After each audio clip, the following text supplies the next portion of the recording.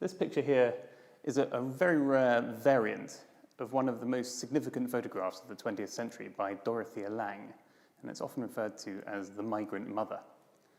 Dorothea Lange travelled extensively during the Depression in the southern states of America with her second husband, Paul Taylor, who was a professor and a labour economist. He wrote and she took photographs, principally for the FSA, who were the Farm Security Administration.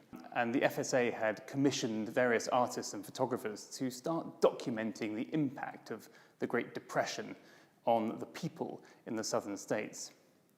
One day in March 1936, the two of them were driving home along the California coast on Highway 101 when Lange saw a pea pickers camp at the town of Nipomo.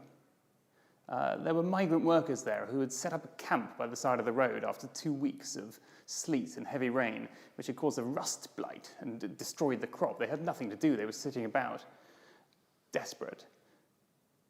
Lange was drawn in particular to a woman in the camp who had 2 young children with her.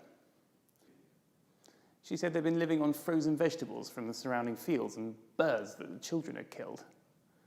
She'd just sold her tyres to buy food. The resulting photograph was widely published, and the plight of the mother and her children had the desired emotional effect on the American public. There was huge uproar, so much so, in fact, that the government began a new aid program to help those affected by the economic and environmental disaster that was happening. Since then, Lange's photograph has arguably become the most famous picture from that dark period of American history.